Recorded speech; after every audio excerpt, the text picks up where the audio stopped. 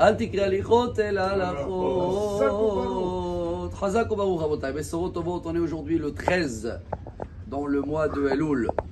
Iloula aujourd'hui du Ben Ishraï. Quand on dit Ben Ishraï, on le connaît plus avec le nom de son livre. Il s'appelait Rabbi Yosef Haïm de Bagdad, décédé il n'y a pas longtemps, en 1909. Et il a écrit pratiquement 200 livres. Mais ils n'ont pas pu imprimer tout le monde. Il y a une partie qui a été même volée dans l'époque de la Shiva. Il y a à peu près 75 livres qu'il a imprimés. Le Ben Ishraï, un des livres qu'on connaît tous, sous la halacha. Il a eu un cadeau. Comme ça, il raconte le Rav Mordechai Eliyahu, grand rabbin d'Israël, Zatzal, que les livres de Ben Ishraï, il y en a beaucoup qui ont écrit des livres. Mais tout le monde connaît le Ben Ishraï. Il y a des éditions dans toutes les langues. Pourquoi il a eu ce mérite? C'est vrai que lui, à l'âge de 7 ans, il est tombé dans un trou. Et le temps qu'ils sont venus le sauver et tout, il avait promis, il a fait un vœu. Si Dieu il me sort de là, je me consacre à la Torah. Et il avait une qualité énorme. Jamais, vous lisez le Ben Ishraï, jamais il va aller contre quelqu'un où il amène un rabbin et dit lui, il dit comme ça, moi je dis comme ça. Jamais, ni des noms, ni quoi que ce soit. Toujours avec une très très grande modestie. Toujours, je pense dire comme ça, peut-être c'est comme ça.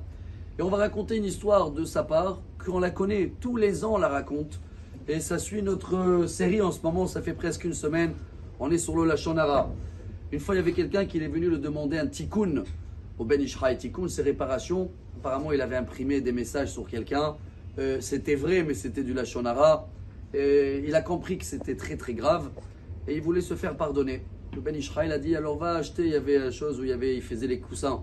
Va acheter plein des sacs, des plumes.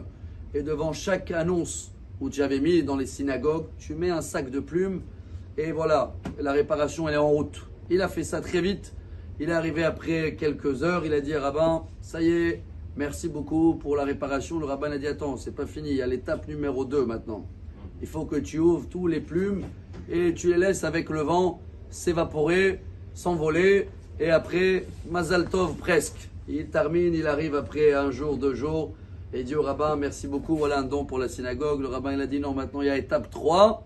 Et après ça y est, tu as réparé tout le Lashon Hara que tu as fait. Il a dit avec plaisir, monsieur le rabbin, qu'est-ce qu'il faut faire?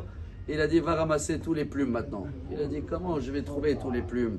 Alors le Ben Ishraï, regardez Rabotai, comment il nous apprend. Aujourd'hui, ça c'est il y a combien? 1909 ans, 100 et quelques années. Il n'y avait ni Facebook, ni WhatsApp, ni Instagram. Aujourd'hui, chaque parole, chaque message qu'on écrit sur n'importe quel même restaurant, t'as mal mangé, tu as écrit, va rattraper.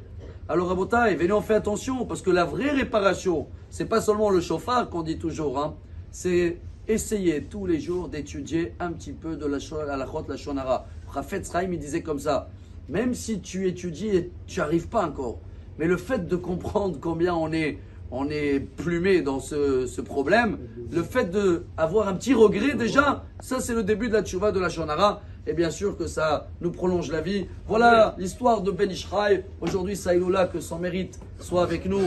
Bezrat Hashem, tout ce qu'on va faire, où on va parler, ce sera des bonnes paroles. Excellente journée.